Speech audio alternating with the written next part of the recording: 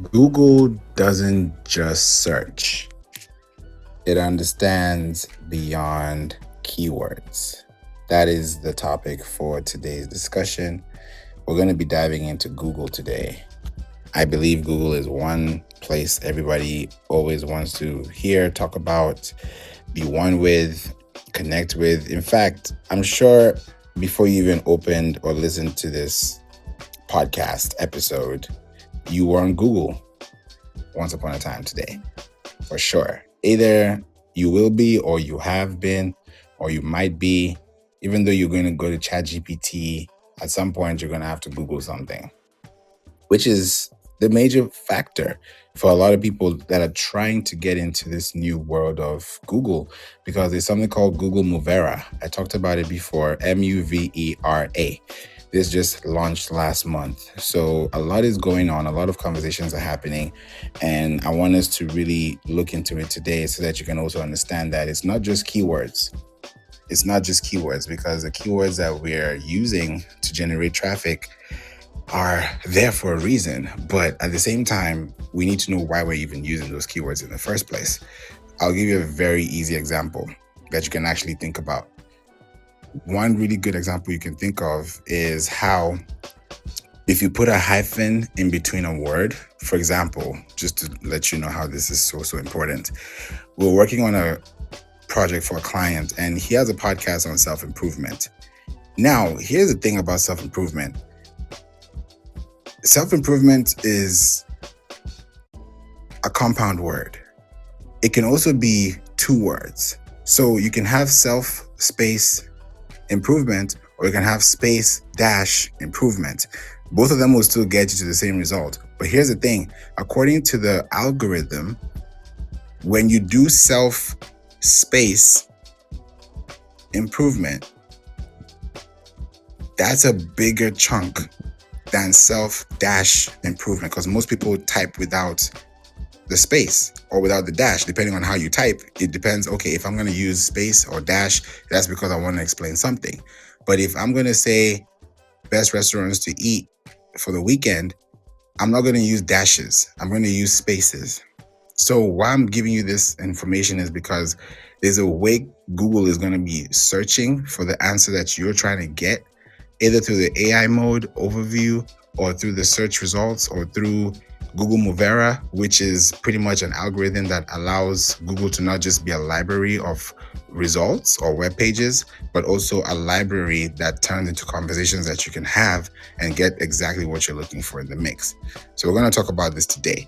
And if you have any questions about Google websites, content, just click the link above and book a call with me, and we can talk about it for 30 minutes, have a free call, and really look into understanding what you need, especially with your website. Because I see a lot of things with websites, and I always point it out, and I'm like, hey, if you fix this one thing, it could shift your business by X%, because we've seen it happen before, just based on commitment to understanding who you're trying to serve and who's also listening back to you. So we're going to cover that today. But before I do, just wanted to welcome you, Tim, Teresa, Paul, Eddie, Nahum, Deborah, Singe, Justice, Bell, Scott, ZZ, Bo, and Jonathan. Appreciate you all for being here. And also anyone listening to this replay too, in the coming days or weeks or months or years that you're going to listen to this. So I brought this discussion today to Clubhouse because I wanted to first hear from you. And if you have any questions in the chat, please write it there or raise your hand and let's talk about it. Google just doesn't do search only, right? Because Google has so many different layers, right? I just got off a call with a client, and we were working on making her email list compliant by putting in tools that are Google product based that allows us to also focus on creating results, right? So it looks at it from a long-term basis as opposed to a short-term basis. And that also plays a big role into making those connections too. Hey Zizi, you're welcome. Thank you for that message as well. And Faith, good morning. Glad to have you here. I'm going to give you a call, Faith, after this. We got to talk. I got to give you some good news too. Thank you for being here. And Mary popped in. Thank you for being here, Mary. So you're looking at Google, right, as a place, as a resource for information, right? And I was giving you the example of self-improvement, right? Self space improvement or space or self dash improvement. When you look at those two words, they have two different frequencies, meaning that self-improvement is going to have a higher search volume than self dash improvement. That's a very big key to focus on. Now, because it's understanding beyond keywords, Google is trying to understand exactly where you're trying to go.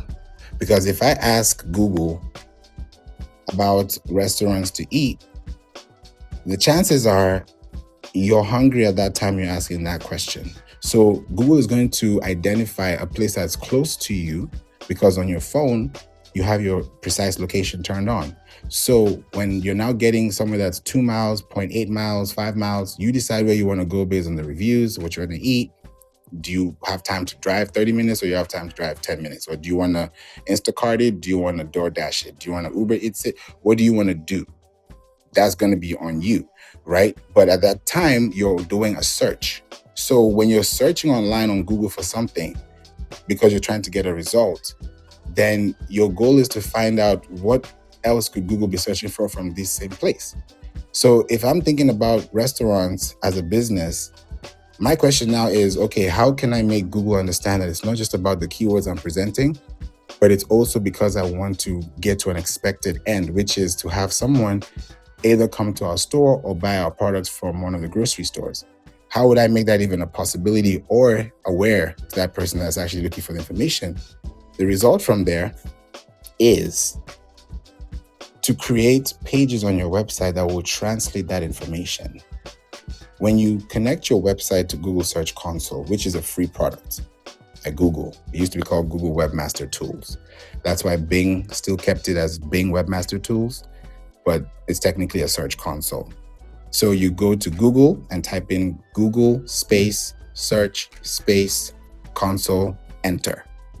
When you hit enter, the first link you see is going to be the Google Search Console tools. When you click on those tools, you're going to click Start Now. When you click Start Now, if you haven't started, it's going to give you a payment gateway. I won't even call it a payment gateway. I'll call it a property gateway because there's no payment. It's a free platform. It's a property gateway, meaning that for you to have access to your property on Google, you need to connect your website to Google. How do you connect your website to Google? That's always a big question. Hey, how do I connect to Google? Here's your answer. The way you connect to Google is by identifying and applying to the principle of letting Google know that you have a property that has information that it can serve to its consumers, right? Google has at least 8.5 billion searchers a day. Yes, even though ChatGPT is on the rise, Google is still there. So let's not forget that. And not everyone in the world is using ChatGPT now. 8 billion people in the world, not everyone is using ChatGPT. That's a fact. So if you're looking at the big term goal, which is to be on ChatGPT, yes, but you're not on Bing, how are you going to expect to be on a citation through the platform? You have to look at it from a top-down perspective and say, okay, if Google is going to understand that I have a website that's going to help somebody achieve a goal, then I need to have a page that translates that same language. It's like going to the library, and if you're going to the history section and you're looking for a book on Napoleon Hill, you wonder, oh, okay, can I get this book? Okay, Think and Grow Rich. Oh yeah, which edition do you want? Oh, we have this, we have that, we have this, we have that. In that case, you know what you want because there's a book you're looking for from that shelf or from that aisle. That's the same thing happening on Google. If that book, Think and Grow Rich, is not in the history section or in that aisle or in the place where I know, okay, if I go to N or T, I can find TA, TB, TC, TD, TE, TF, TG, TH. Then I find Think and Grow Rich. That's a book that's within a catalog because it's within an inventory system, right? That has a barcode, which represents an identity of a unit, which shows a product. So if your product is in form of a link, then your link should be in form of a page that can be shown on a site, because there are 3 levels for web. It's website, web page, web link. If you don't have web links, nobody can see your web page. You just have queries. And why do you have queries? Because queries are questions. Inquiries are questions. And if you go to Google Search Console and you're connected, you will notice that you always have more queries than questions. We have a client, amazing woman, and she's in Seattle. She has over like about 60,000 contacts on her Flowdesk account. And I was telling her that, yes, we can build out these structures because we're cleaning it up, we're making everything cleaned out, and it's very, very specific on how we want Google to find her content. So we realized that there's an article she wrote in 2023 that is generating about 50,000 impressions, and she has 60,000 contacts. So I'm like, okay, if you're generating this number of impressions, and yes, you are gaining volume, but imagine the potential outcome of what you're losing or what you could gain from. Because if you're gaining 50,000 impressions on a daily basis on just one website, one web page, then it means that we can increase the number of email lists or the number of qualified leads, because when people go to your website, they go from up down. And we have a way to track and see the heat map of your website so that we know, okay, is it cold here? Is it hot here? Is it warm here? So it's always hot at the top, because at the top is where everybody lands, right? And when you look at something on a page, you're looking straight eye at something. So if there's a link there that somebody can click on before they go all the way to the bottom of your page to now subscribe, you've lost over 80% of your potential outcome or your potential market, because Google is going to scan your page and give your page to whoever is looking at it. It's not Google's job to tell you how to structure your page.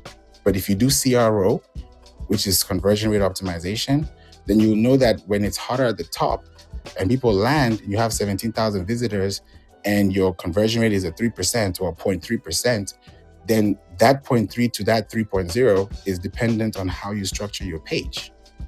So that goes into play on how you're thinking about Google searching for you as a result. Because when you don't have, and this is something I'm going to say right now, because if you've never heard this before, please check this out and do your research too. If you have a page on your website and that page does not have an internal link, that page is most likely not going to be ranked on Google or any other search engine. Why? Pages are part of a book. There's no book you can buy on a shelf that has one page.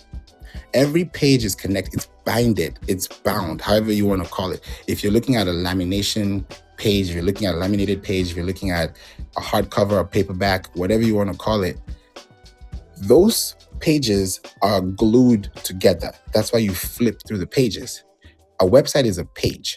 That's why I treat websites like land. I treat websites like books, because a web page is a page from your book. So if I have 10 pages on my website, it means I have 10 pages in my book.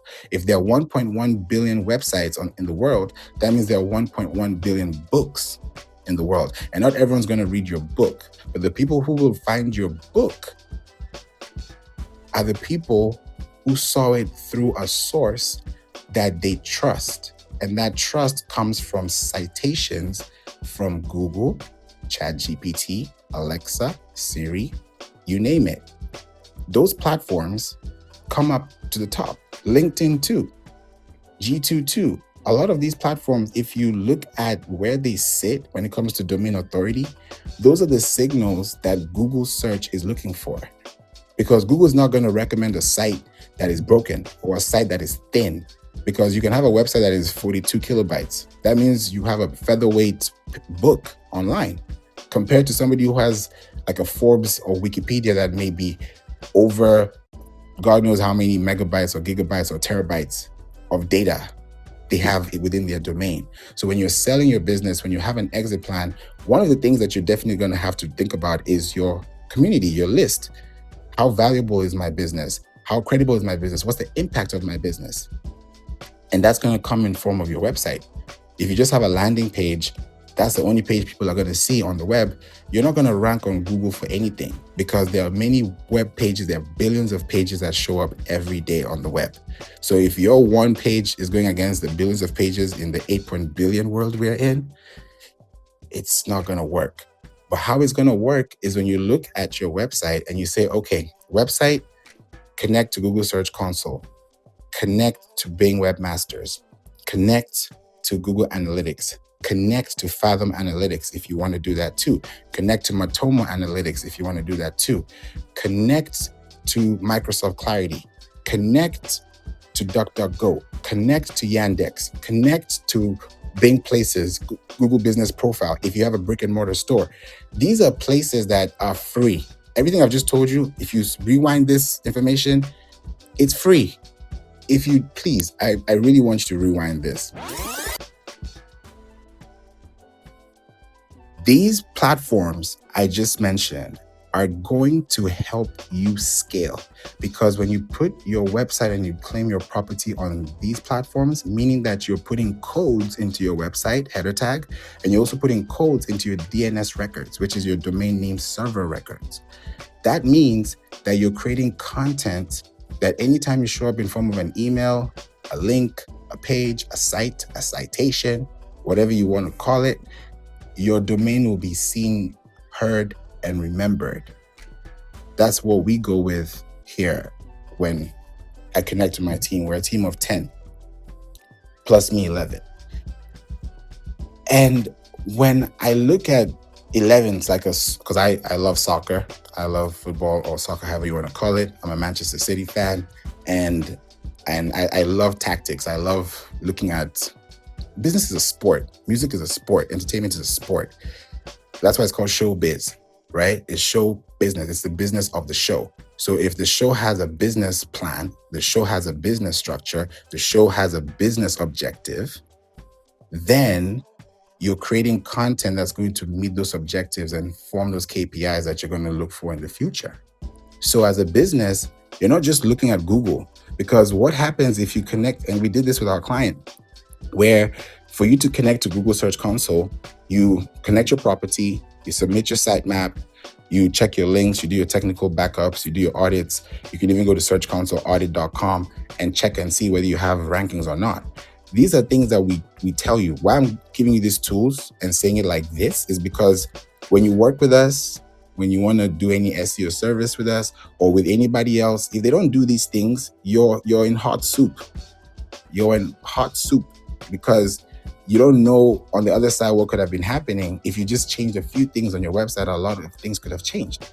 So by just changing a keyword, by just changing a phrase, by changing a button, by taking off a broken link, by taking off a duplicated page, these are little things that go a long way. It's like cleaning your house. When you clean your house, in each section of your house is clean. By the time you look at your house, the whole house is clean because you focused on one room at a time. So on your website, you focus on one page at a time, one link at a time. So by the time you look at the number of links you have updated, this time last year, you published some articles, right? We're in July 2025. If you were doing this consistently as a business, by July 2024, you could have been having articles that were ranking. It's 12 months in. You can go back to those articles and republish them, which can refresh the cycle of a 24-month period, because blogs have a 24-month lifespan. That's why when you go to Google, ChatGPT, Alexa, Siri, and you ask for information, they're going to give you a resource from a 2023 site or a 2024 site or a 2025 site, because those websites have web pages that were published around those dates. So it's about structure.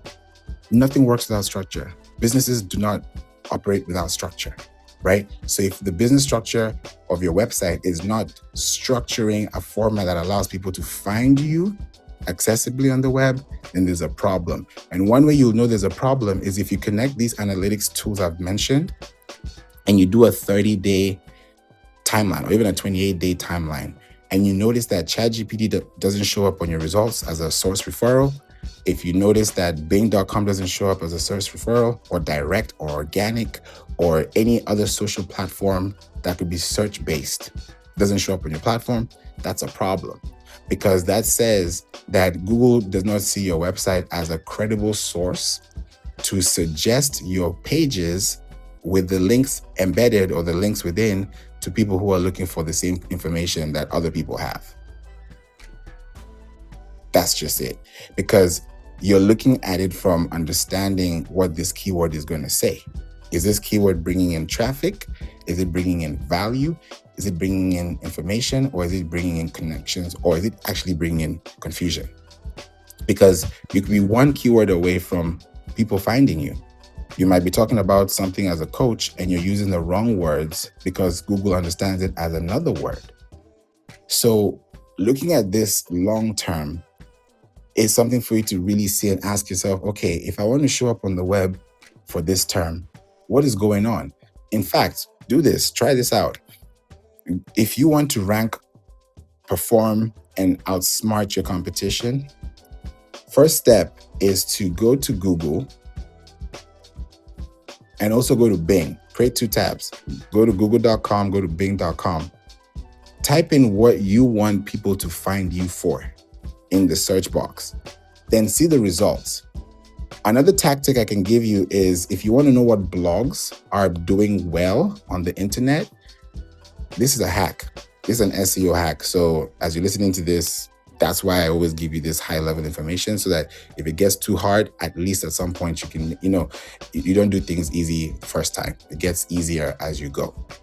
So if you go to your Google search box or Bing box, I'll go to Google first and then type in blog / then type in whatever you were going to type and hit enter.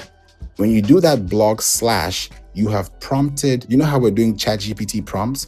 Google has been having prompts before prompts. So if you do this manual prompt, blog / keyword, digital marketing strategies, food, whatever you want to put in there that you want to show up on Google for, hit enter. Then look at the articles and the websites that are popping up on the first page of Google. When you notice that these pages is what Google is serving information as resources, as citations, you could also determine and actually forecast that this is the same information that ChatGPT, Alexa, or Siri, or even Google will suggest to whoever's asking this same information because it's coming from a resource file. It's coming from a place. So if I'm knowing that I'm going to Google to search for something, I'm going to get a result from Google. If I go to yahoo.com to search for the same result, I may get a completely different search bracket because that's a completely different entity. That's a different system. That's a different engine. So you're looking at this from searching and finding out who are the top people that are actually writing articles. Pick the top 3. Go to each and every one of them and see what are they putting out there that you're not having. And you'll realize if you put the same keyword, and how you'll know that you're there or not, right? Because this is a test analysis. If you want to, if then clause, if you want to know how you show up, then this is what you do.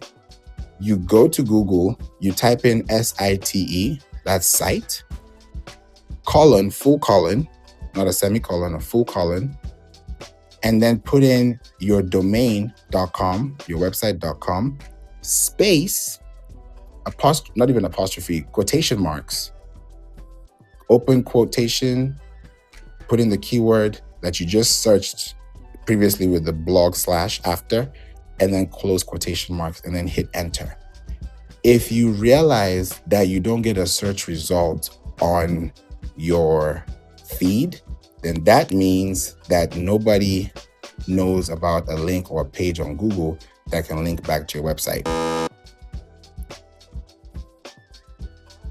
That's what it sounds like.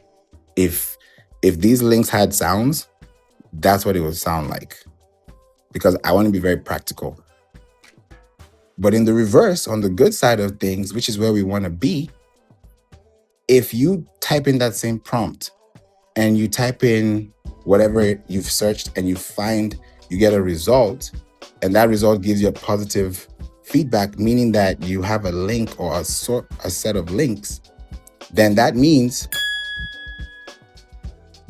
you now have a clickable link that somebody can click to your property.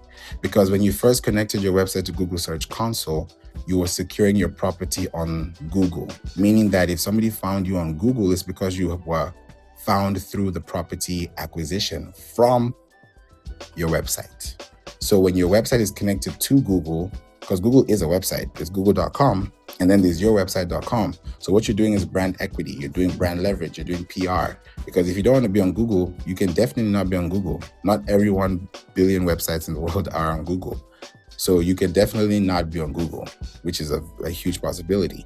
But if you want to be on Google, if you show up within the AI results of Google or any other search results page, then that means you also have citations from other platforms. Another thing to note too, if you didn't know this, a lot of the results that are coming out of ChatGPT, Gemini, Cloud, Perplexity, I don't know if you know about Harper AI, Leonardo, there's a lot of them. Leonardo, there's Ideogram, there's a lot of AI tools that you can use. If you look at your results page and you realize that your website, and more contextually, your web page now has a web link that is showing up on the Google Search Console, which is now showing up on Google search results, then it's an indication that what you have in that page has information that is resourceful. Because the only way you can be resourceful is if you have information that people can stick with and trust. So for someone to trust your website or for someone to trust your page, that means they have to trust what you're saying in the first place. And trust comes by connection. It comes by listening. It comes by consistency. I've had situations and very amazing examples. I'll give you one of how your consistency pays off in the future. Someone has been listening to me on Clubhouse for the last 4 years. I've been on Clubhouse for 5 years. This will be 5 years in November 24th. And I got her husband scheduled a call with me on my calendar. If you click this link above, you'll see that where it says schedule meeting or book a call. You will see that link and it was scheduled. And I was like, who is this? Nice to meet you. Thank you so much for connecting. I call, because anytime you book a call, the first thing I do is call you first. Because most times you book a call, you maybe book in a week or two, you forget, life happens, you totally zapped out. I will call you immediately within the first hour of you booking, and I'll make a call. If you don't pick up, I'll leave a voicemail. If that doesn't happen, I'll leave a text message, but I'll make a connection so that you also have my contact, because now I have yours, because you gave me yours out of an opt-in. So that tells me naturally, psychologically, that you would want mine too. If I give you my number, you'd expect me to ask you for yours so that we can have each other's contact card, right? Because it's a two-way street. So if I have a link and that link is being served on a platform, that means this platform is serving information to this community. And that's it's in form of a link, which is a URL. And a URL is a uniform resource locator. That's what a URL stands for. A uniform resource locator. So if you want your resource to be located in form of a web link, then your web page would need to have contextual information in the form of text or audio or video or image or a mixture of all, with other things like tables, FAQs, embed YouTube videos, Instagram. These are things that you can do. By the way, if you have an Instagram account and your Instagram business profile is active, you can go to the settings and account privacy. And if it's not on, you can turn on search indexing on Google, because Instagram now allows you to actually index your content on Google. But don't just leave it on Instagram. Bring that same reel, carousel post into your blog.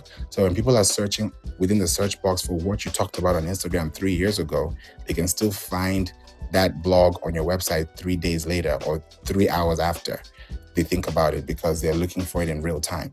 So for you to position yourself in a place that Google understands that you're the authority for this, It's because you have information about context that's going to allow people to be more connected back to you. So it's not just a matter of creating content for content's sake. It's a matter of creating content for people's benefit. And that's why Google has a code. The code is EEAT, which stands for experience, expertise, authority, and trust. If one of those is missing, it's a domino effect. All of them have to be green light, green light, green light, green light. If there's one red light, nobody's moving, because that one red light is going to stumble and also actually crumble the rest of them. It's like a table. If you got 6 legs and one leg is off, that table is going to drop because there's no balance, there's no equilibrium, there's no force of balance. So if I'm thinking about balancing my content online with people who are actually finding it, then I'm looking at 2 things: time and speed. Time and speed. How am I going to factor in time and speed into my content? Time, meaning that we're in a seasonal time right now. For example, just to give you some context, this is the summer. We're in the summer. I already have a topic which I'm going to bring next week on Pinterest summer strategies for businesses.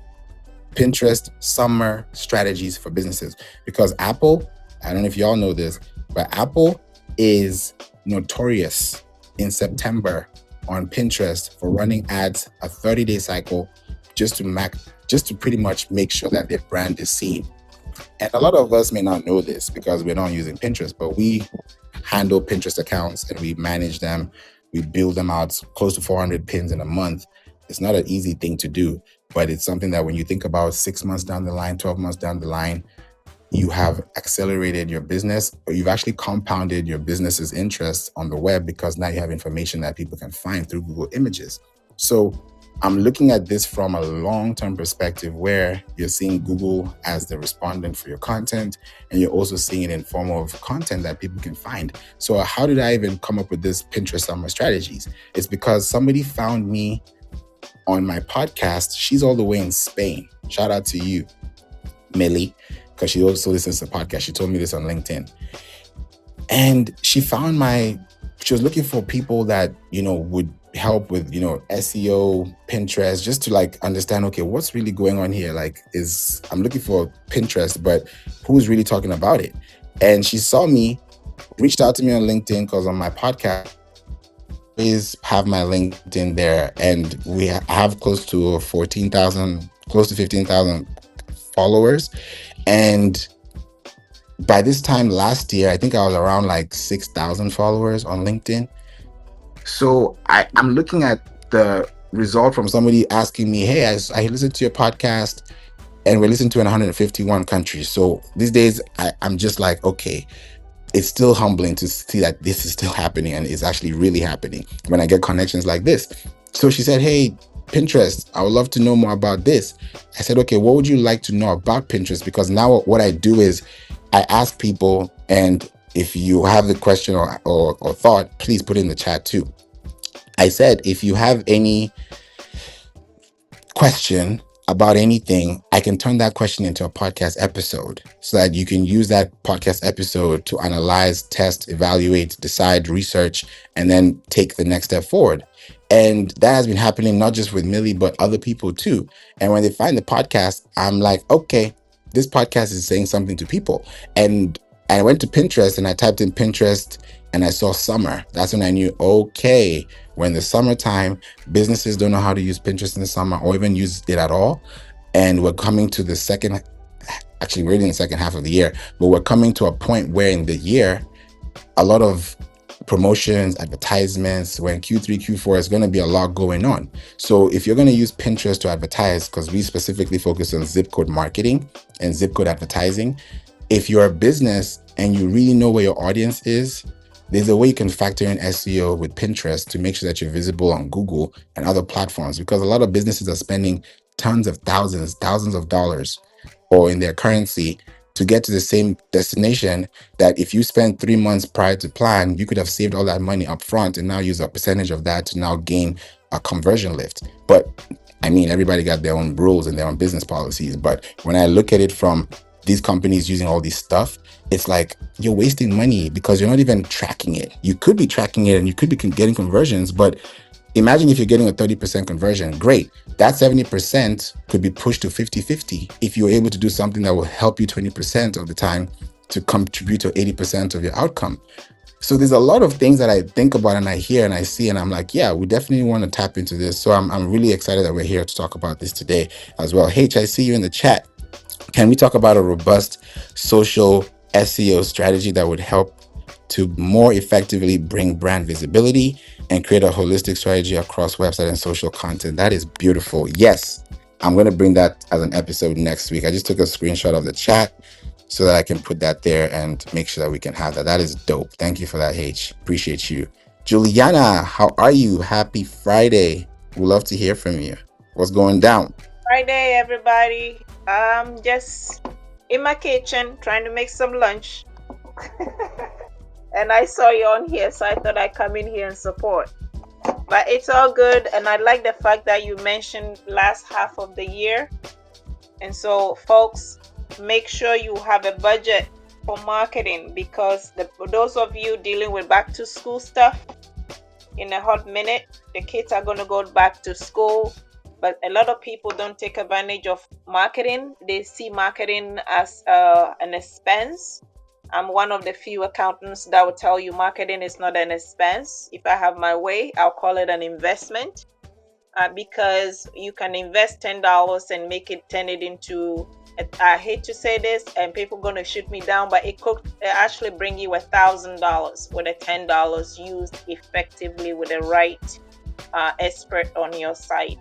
And so that's my 2 cents. Thank you so much. That 2 cents was so priceless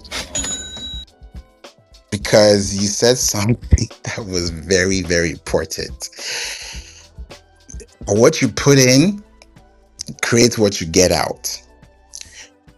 And you're right about this numbers, because people say, how much do I spend on ads? It's really based on how much your product is. If my product is 99 cents and I'm selling it for 99 cents, this is an example so you can use this as a math formula for your business.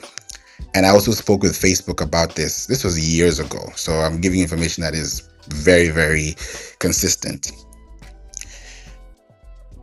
If you have a product and you're selling it as an ad for 99 cents, then your budget should be anywhere between 2 to 5 times the amount. This is what they told me, and I'm telling you the same thing too. It needs to be anywhere between 2 to 5 times the amount to get one purchase. Meaning, if my product is 99 cents, that means if I'm going to spend it times 5, that means I need to spend $4.95 a day to get one person to purchase my 99 cents product. So if your product is $50, then that means times 5, $250 a day is what you're going to have to spend at the very, I can say at the very most. If you can of course go higher than that, but when you look at the ceiling from 2 to 5, that's the threshold that you can take. So when you look at it as a business and you ask yourself about pricing, your advertising, you ask yourself, how much do you want to gain from this? And if it's 2 to 5 times feasible, then yes, I can do a $4.95 a day and do a $99.09 run campaign. Now from that, you're getting leads, you're getting traffic, you're getting data, you're getting intelligence, you're getting a lot of behavior, because on your website, if you have the right codes in place, you can go back to that information and track and say, okay, because people came in through here and they looked at this, they scanned through that, I know exactly what podcast, what picture, what link, what blog are they looking at. It's easier for you to track. We've done this so many times and we're like, yeah, this definitely has a big expansion, but you also want to think about what your goal is. So when people are thinking about products to sell, the best way to really do it is run an article ad. Run an article ad, because articles are very low cost, right? When you run an article ad, it's very low cost, meaning that if you're going to run this $4.95 ad, right? Think about it. $4.95 times 30 is $148.50. So if you're spending rounded up to $150 a month, but in that $150, you've gotten 15,000 visitors, You've probably gotten 1,000 subscribers. You've probably gotten 5 sales, whatever that number could look like. It's hypothetical. I'm just giving you random numbers. But when you look at the track record over a run of, let's say, 3 to 6 months, you'll be like, okay, I have all this data now because I've run it through an article. This article now has content. And in that article, you have links, you have buttons, you have access points, you have FAQs about the business. You can use it as your whole portfolio. And then people get to learn you and connect with you. That's how you're able to really scale. Right now, I'm running a $2 ad. $1 is running in the United States, another dollar is running in Luxembourg. And out of those $2, our podcast has grown from 2.5% to a 0.5%. We're right now in the top 25,000 out of 4.5 million podcasts in the world. The We Don't Play podcast show. I'm going to put the link at the top so you can click and see it. This has happened within the last month, and some platforms are really not really quick. Thank you, Juliana. Some platforms are not really quick to pick up the updates. So I use a daily platform because I got to meet one of the founders of podcasting this week. And I connect with people all over the world. He lives in Switzerland. So I had a podcast episode with him and we recorded it. And he told me about even how iTunes turned into Apple Podcasts, what happened when they were creating it back in the day. Like when I heard that, I was just sitting down, I was soaking everything in like a sponge because I was like, okay, this is how, I mean, it's working. And we think about SEO, we think about all these things, we think about all these top people. Honestly, blogging and podcasting are the most effective ways to build your brand. And that's what I've done and with my business. And look at us today. We're really showing out there with people and connecting with people that it's like, oh, wow, so many connections. And I even told people on the in the commercials today on the podcast, I mentioned that we're going to have brand advertisements because we've partnered with a company and We Don't Play has partnered with a company. I'll officially talk about it soon, but just giving you guys a little sneak peek. We're going to start having brands advertising on the podcast show because it's literally like a radio show. And I told them that, and they know it very well, that you're not going to get some random ads here because I already know what the audience is. The podcast is going to be 6 years next month. And my goal and my prayer is by 10 years, but that's 2029, we have a school. We have a school, and it will be a school of experts, that are going to teach, and it's going to be something really cool. I'm working on something like this. So if you've listened to this is probably not the first time you've heard this. I've talked about it in between time because there's something that we have to think about as a business and see where we're going to in the future if we consider the things that we do today. Blogging, podcasting, great, because text and audio, that's in AI, that's in voice search, that's in text citations, that's in links, that's in websites. So those two are not going anywhere. And Hamdi, your question is AI going to replace search engines like Google? No. In fact, AI is exposing SEO. AI is not replacing SEO. I'll say this again. AI is exposing SEO. AI is not replacing SEO. Because a lot of people are asking, is SEO dead? Is SEO going to be gone? No, SEO is not going anywhere. You know what SEO is? SEO is literally your name right now on Clubhouse. SEO is your profile. If I tap on anybody's profile here, that's your SEO. If I go to your social profile, that's your SEO. If I go to your link in your website, that's your SEO. If anywhere you go, it's your SEO. Search engine optimization, or now it's called search everywhere optimization. So it's kind of like saying, I don't even want to give that analogy because that would be too much. What I just thought in my mind. But if you look at the full picture of understanding that SEO is not going anywhere, it's like the air that you breathe. Is air going anywhere because we have AI or we have robots? No, air is not going anywhere. That's what you breathe in, you breathe out. So SEO is not going anywhere. And H, I would love to pass this to you because you said Google incorporates AI in search results. Let's talk about it. Oh yeah, absolutely. I think I agree with you there. I don't think it's necessarily going to replace it, at least not in the near future, but definitely incorporating it.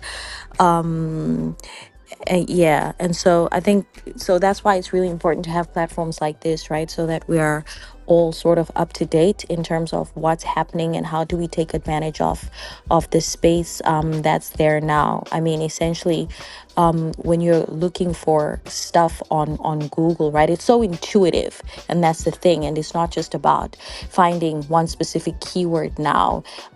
It's really about understanding people's search behavior and how people think when people are looking for information, right? So now, a lot of times when we're searching for stuff on Google, we actually literally will ask a question, similar to how we are using, platforms like ChatGPT and so on, and even incorporating things like Copilot in our day to day work activities. And so it's become more and more intuitive to human behavior online in general. So I think that's something that's really quite fun and quite interesting. And I think Juliana said something really important earlier, actually, and I just want to circle back on that when she was talking about how marketing is an investment. And I think it's something that's really important for us to really understand, because people's purchase behaviors are not linear anymore, right? So as a marketer, we learned about the marketing funnel, where you're going from awareness to engagement to conversion, and then we think it ends there. But because of the information age now, people make decisions based on so many different factors and information that they receive, right? So before I make a decision, I will check reviews. Okay, so things like reviews are something that's really important even for your SEO, right? I will look at what are people saying about this thing and about this service even before I make a final decision. I think there's certain brands that may be considered cult brands where if it's the latest Apple product, there are people who just buy it just because it's the latest thing. But then there are some people who are more tech geeks, and then they'd want to look at the specifications. And so that's where even your video SEO comes into play, right? I'll want to make a comparison between two brands. And even with my travel, so before I travel to a specific place, I will think, okay, what's the best hotel that I want to go and stay in, right? Which part of that specific area do I actually want to go to? And I use things like YouTube and people who've been there, who visited that place, to see what they think about it before I even make that decision. So there's so many different touch points now that impact people's decision making. And so as marketers, it's very important for us to then ensure that we are visible everywhere and we are actually placing our footprint there, right? So you spoke about your podcast, right? So, and then there's platforms, your Instagrams, your YouTubes, your TikToks, and so on and so forth. And some things are country specific as well, right? So China has, also like sort of different apps and so on that they use that are specific to them in the Asian market. And so I think also your location and where you are and the platforms that that your target market uses are very important as well, so that you have your digital footprint there, so that when people are searching for your product in all those different spaces, you are there. And then of course you follow these best practices, so that you're not just present, but you are the best there, and then you establish yourself as an authority. So that's where your EEAT comes in. So that being an authority in your specific industry and your field, then matters a lot. Yeah. So I yield my mic for now. Thanks. Thank you, Age. You said something that I want to circle back, piggyback to Clubhouse piggyback. Remember back in the days when you talked about the way people search, especially when they're purchasing things, it's very different. I'll give you an example because we're going to wrap up in the next 10 minutes.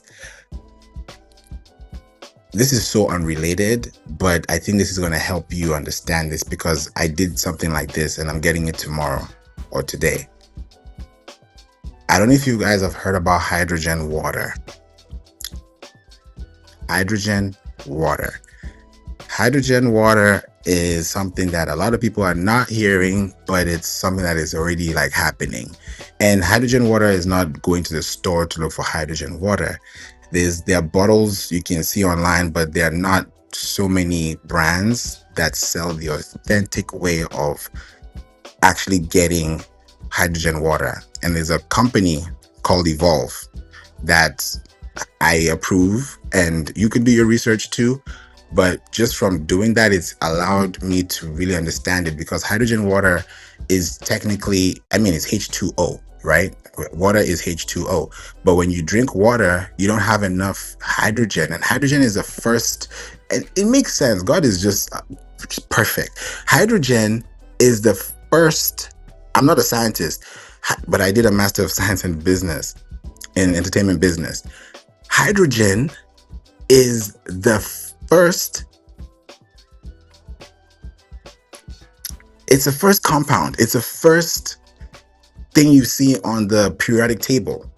When you look at the elements of the table, the periodic table, chemistry wise, hydrogen is the first element. I said it at the same time as you, Mary. Thank you. I was like, there's a word, it's been a long time. Element. Hydrogen is the first. So if you're looking at H2O, we leave, I mean, we breathe in and breathe out, right? Right? First element, that's what I remember. Yes. Hydrogen in your body is what brings life into your body, into your cells, into your organs, to the point where the first review talked about how somebody had a kidney operated at 40%, and within 6 months he jumped to an 82% because of drinking hydrogen water.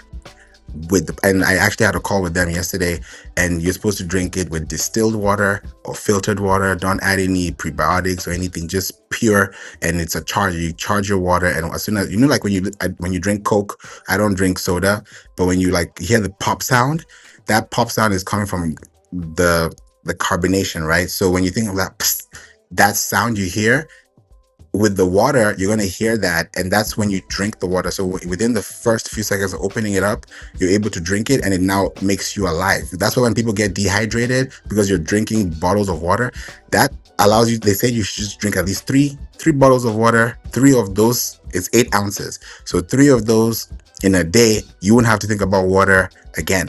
It helps with joint pains. It helps. They even said you should drink it before you sleep, because when you're breathing, it's not the same as soda water. This is hydrogen water. This is water that you regularly drink, but you need to use a product to drink it. It's called Evolve. Why I'm saying this is because I bought 3. I bought one for myself, I bought one for my dad, and I bought one for my mom. I'm going to get one for my brother too when I see him. He's in Canada. Why I'm doing this is because water is life. And when you hear these things, I mean, think about it. If you have an ailment or an illness or something, God forbid, and you're going to the doctor and you're paying all these thousands of dollars, but this product is about $199 or so. And yesterday was Prime Day. So you're spending $129. You have one. Thank you. You see?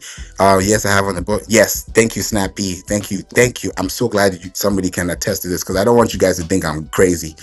I'm just helping you understand, because I love giving information so that you can do your own research. Please do your research.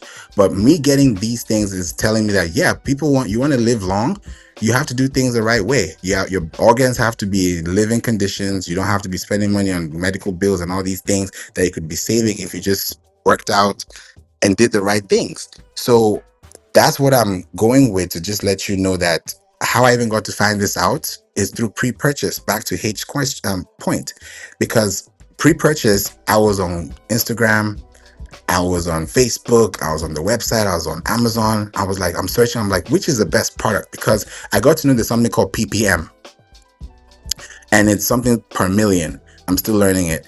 And there's a certain threshold of hydrogen your body can contain, and it has to, if it goes over that, it's like if you over pump your tire, it's going to burst, right? You have to put the right amount, the right PSI. So when you're now looking at it from your body and how much your body actually needs, because your body organs need hydration, when you do that 3 times, that 3 times in a day is going to hydrate your body, revitalize your organs, make you more focused, more attentive to detail. You don't have memory fog as well, and you're really sharp and quick to doing things. So this is something that you can definitely do as a business. So I can't wait for you to, really connect and check that out as well for yourself. Now, Snappy has a question. Let me see. What is the best ways for pod companies to decide what podcast blogs are a best fit for reaching their target audiences? Okay, and let me go through this very slowly. What is the best way for companies to decide what podcast blogs are best fit for reaching their target audiences? How can an entrepreneur with multiple types of offerings manage the website for diverse portfolio of products and services? Okay, I'm going to give you two quick answers. Number one, what is the best way for your company to decide what blogs or podcasts are best fit? Go to podchaser.com. That's a platform that you can use. If you want to be a Podchaser Pro, you can check that out and that will give you the results you're looking for. Number two, how can an entrepreneur with multiple types of offerings manage their website? What you can do with that is when it comes to websites and design, you want to also think about your footer. The footer, there's header and there's a footer of a website, but a lot of businesses don't look at the footer very well. If you need one, you don't have to, but if you have one and you want to use one, use it effectively. That's where you can have other resources. So if you don't want to make it cloudy or noisy around your website, you can now go to the footer of your website and then put in those links that will now externally take them to where you want to redirect them to. And that way, as a business, you're able to show the site architecture of your brand so that even when you show up on these podcasts and you're sending them your website has all the links like a portfolio. You don't want anything out of your resume. So that's how you're able to do that. So I hope that answered your questions. I wanted to tackle that really quickly. Dynamic has a question. To find the best podcasts or blogs for your target audience, research popular content, analyze audience demographics, and okay, you're just explaining it. Okay, that makes sense. Absolutely. Snap. Yeah. I want to be quick on this because why I'm giving you all this information is so that you're able to do your own research. Right now, when it comes to pre-purchase, there are 5 platforms that you have to be on the lookout for, and you have to be on at least 2, not just one, because being on one is great, but who has one email address? Who has one spoon? Like, just think outside the box for a second. So when you're thinking about these 5 platforms are Google, Pinterest, YouTube.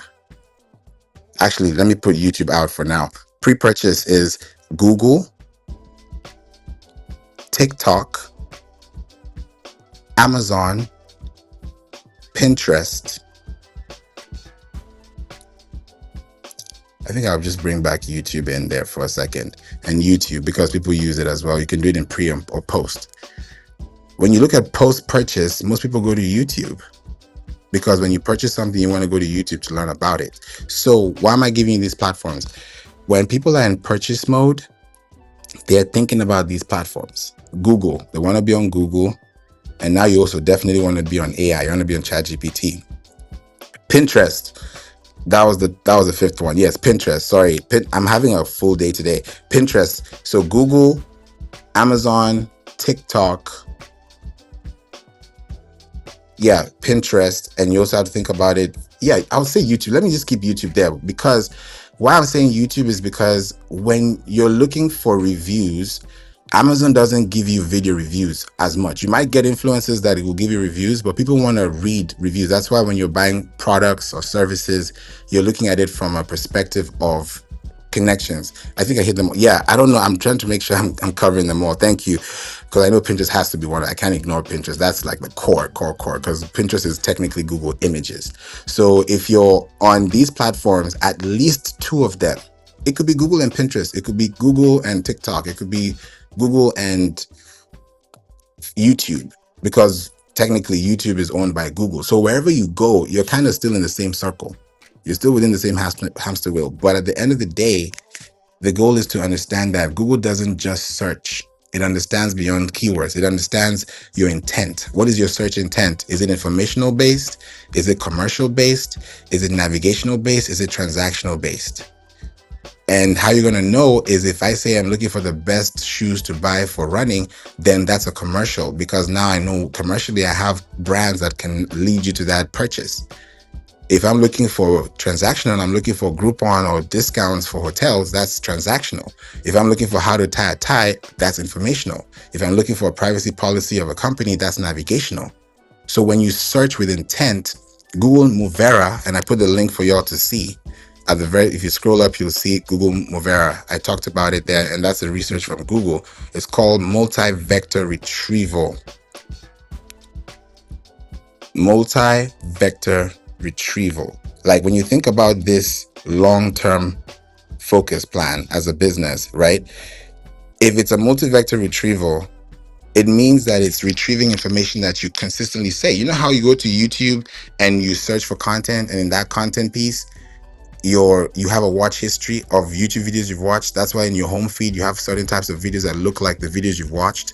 It's because of that algorithm bridge. So if you're doing the same thing and you're writing, whatever you're going to get a response is what you're going to be getting consistently. So as a business, if you're going to tactically do this for 2025, 2026, then create podcast episodes, create blogs, and build your web pages on your site that have links, that access points that people actually discover to now find solutions for the products and services you provide. That should be the holy grail of everything that you should be doing online. I think this has been butchered to to finish. I hope I have not left anything blank, but if I have, please put it in the chat and let me know if I haven't answered any question, because I didn't see those questions earlier. People were going crazy when I started talking about the hydrogen water. So I think it went really, really fast up the chat, but I got to see that. So thank you, Snap, for snapping me back into the chat. Appreciate you. Juliana H, would you like to say anything before we go? Yes, so what I want to add is when H was speaking about the SEO, one thing I want to tell you all is you still want to invest in building a website, because the website, you are in full control instead of using other people's platforms. So if the platform decide to change your rules, you are, so excuse my French, you are screwed in your business. In accounting, we call something the going concern of a business, meaning your continuity. And so you always want to be on the lookout for your access to revenue. If your revenue was to go away tomorrow, what would you do? If Amazon decides that, oh, you broke a rule here, so we are not going to let you sell, you are totally messed up.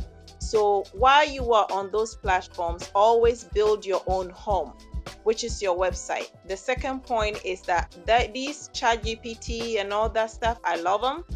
And also, what I want to tell you, the Google thing is crawling your website to feed the ChatGPT. So therefore, when the ChatGPT gives you the result, it's also giving you links where you can find more information. And guess what? If I've addressed an article talking about what a small business needs to know, and if the ChatGPT gives that access, guess what? They come to my website, then they call me, right? So always invest in your website. That's my 2 cents. Thank you, Juliana. That is so true. ChatGPT can actually recommend you. And there's a way you can tell. The website builders of today have actually incorporated AI into your search results. So like if you have a Wix, if you have a WordPress, if you have Squarespace, there are tools that you can really look into and actually see them developing internally, or there are plugins that you can connect to that can give you direct access when it comes to AI results and ChatGPT results. And that's what we're looking at. And I love that you said that, Juliana, because right now, if you're looking at being in those citations and you look at your graphs, you're like, okay, this is actually a graph that is taking me upwards. Then it's a big thing to look at. I'll give you guys an example. Please tap on my face. Tap on my face. And then if you swipe, you're going to swipe to the 4th page, right? I actually have 6 pictures on my account, but there's a 4th one. If you swipe right, you'll get to the 4th image on my profile, because I have multiple images in my profile picture section. You're going to see something that says chatbots versus search engines. It's a full infographic that you can see. So please take your time and look at it and just see it for yourself, because when you start looking at numbers and start reading graphs and you understand the curves and you understand the troughs and the dips, you'll understand exactly where you can go when things spike or boom when it comes to your content, and you can discover that, yeah, this is what we're looking for. Yeah, because one of the best things you can do on your website is have a checklist, have a tool, and have an FAQ page. Those are like 3 gold mines that you can definitely have as a business. And if you put that in form of a podcast, that's just the creme de la creme, because now people know, like, and trust you, because they can actually listen to you and call you out if if there's anything to call out. But if there's nothing to call out, then that's a trust score earned, because you earned their respect, you earned their time, you earned their value, you earned their money, you earned everything because you showed up. You just didn't just talk. You actually explained things and it made sense, and it was a two-way bridge. It wasn't a one-way street. So I'm happy that you definitely brought that today, and I'm really excited that it's important, because when you think about your websites, you can't do without your websites. You cannot. It's impossible. Like, especially if you're gonna get a grant, if you want to get investments, if you're trademarking, especially with trademarks, because even when you're getting a trademark, your website has to show that you own that mark. Like, it's a process, and you need a website. So there's nothing you can do without that website. So please don't think websites are invalid or irrelevant or a cake or old school. You need a website. At some point, you need a website. And if you don't have one, you'll need one at some point for sure. So thank you for that feedback as well. Dynamic says, Mr. Favor, as you know, SEO is one of different types. So which one is the best in technical and backlinking off-page SEO? That's I don't know how to answer this question, because I want to say it the right way. There's no best. Let me start by saying that there's no best technical backlinking off-page SEO tool.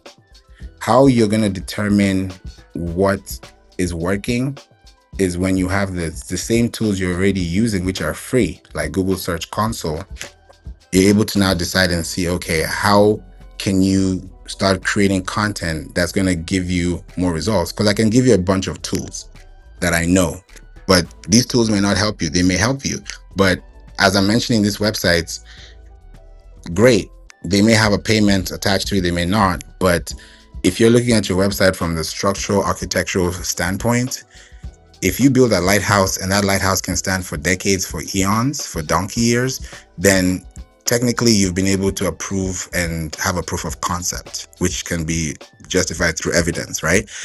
Now, with SEO, it's different. It's not just connecting, because when you think about business, and if you're also doing SEO too, which you are, then you know that things are changing. And there are all kinds of tools like SEMrush, Ahrefs, all these tools. Yeah, they're great, but I only use them sparingly, because I'm past that point where I'm not just looking at keywords and search difficulty. I'm looking at intent, impact, and intentionality.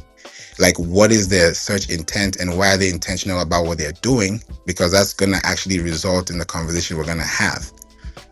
All these keywords, bunch here, gone are those days. So that's why I'm responding back to now let you know that it's not just technical. Yeah, you can use different tools to automate your indexing, which are out there. Just Google automate indexing tools, you'll find them.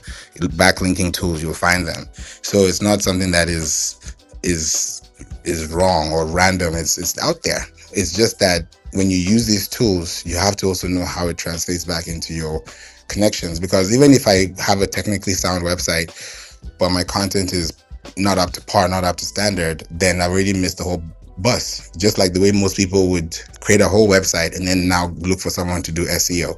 It's backwards. So you don't build a house, you don't bring in the furniture and then start building the house.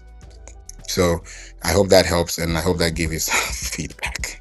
It's Friday, so I want to just make sure SEO is not hard. It's just you just make it complicated because you think about too many things when the focus should just be on one thing as well.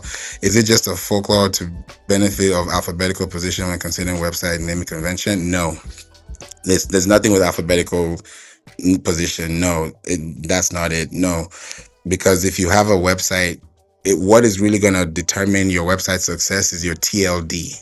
TLD stands for top level domain. And what is a top level domain? A .com, .org, .expert, .edu, .gov. Those are top level domains. So that's what's going to determine, not the alphabetical position of your name.com. It's that top level domain. So I want to just hit these points back to back so that you don't really get it confused. Because the more you start thinking about these things, it gets confusing. And I'm like, no, it's simple. It's right there. Let's not make it complicated. But I hope that answered your question, Snap. Thank you for that feedback. Hey, would you like to say anything before we go? Yes. I think there's somebody earlier who asked a question about what do you do when you've got multiple products? And I thought that's actually a very interesting thing, a very interesting question, because I think also your positioning comes into play, because sometimes people can, get into the cloud of trying to sell everything and do everything that their core offering gets lost, right? And so it's very important for you to then be able to articulate what you are trying to offer.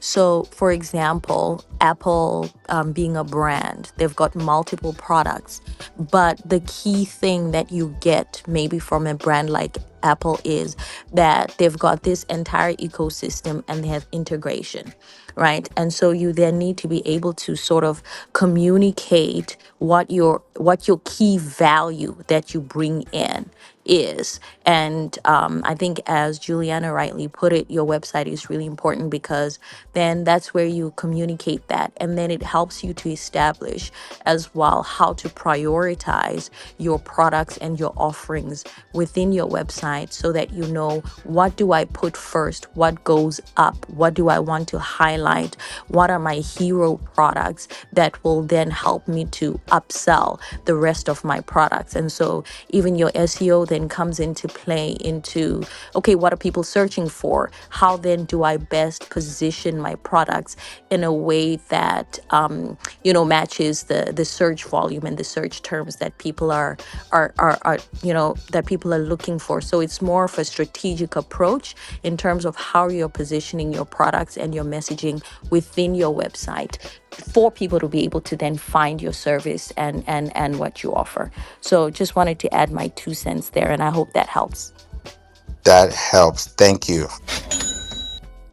Thank you. That's very helpful, and I hope that helped you too. That was a great question from Snap and a great response from H. It's true, especially when you think about the resources and go back to your URL, your uniform resource locator. Think about everything that you have as a product. So when you have a link, and this link is a resource that's going to take you to a destination. If it's a worksheet, let the worksheet be part of your URL. If it's a template, let the template be part of your URL. If it's careers, if it's whatever it is, let it be part of your URL structure. Because when people are looking for templates for or worksheets for, you should show up because you're part of that sequence. But if your keywords are not matching the search exact match type or intent, then it's going to be hard for them to discover you. That's why H was very specific with that, because when you start thinking about the long-term value of the customer based on them coming back to find the same resource or referring that source to somebody else, it starts off with how can they find you and does it match the intent? Because you don't get a search result that's not intentionally connected to the search base or the search phrase. So that was amazing. Thank you for that feedback. So thank you, Tim. Has been here the whole time. Appreciate you, Mary, Snap, Amanda, Dynamite, Monty. Thank you for being here. Sherry, Justice, Bell, and Zizi. Y'all are amazing. Y'all are heavy hitters. Appreciate you all, Juliana H, for being here. And anyone else listening to this replay, thank you for listening. And I hope this helps you, because sometimes we don't know what we're doing until we realize, oh, there's more that meets the eye. So we learn together. I'm not perfect. The more I know, the more I don't know. So that's why I always come here to, talk with you guys and connect, because that's how we're able to learn and grow as a team. So yeah, it's I'll say collaboration over competition any day. And with that said, I hope you guys have a wonderful day. Enjoy your weekend. God bless you all. Stay safe. My mom's in town, so I'm going to see her shortly. So I'm excited. I'm based in Houston. I'm excited about, the summer. It's a beautiful day. And wherever you are in the world, be safe, be blessed, and stay hydrated too. Don't forget about that. You're in Texas, so stay safe with those flooding stuff. Be careful wherever you drive, okay? Thank you. Thank you. About even thank you so much for that feedback. Yeah, in Texas, I'm in Houston, and where this thing happened, I think it's Keller County. Where it happened was about 5 hours away from here, and that's towards Dallas sides. But it's also still it's just, I don't even, just prayers to them and for every family that was affected. It's deep right now. We have some storms, it's raining, but it's not crazy, it's not flooding, but definitely you have to be safe and just watch your surroundings. So yeah, thank you so much for that, Juliana. And wherever you are in the world, in 151 countries plus, I hope you learned something new, and I hope you enjoy your weekend. I'm gonna see you guys soon, and take care. Bye for now.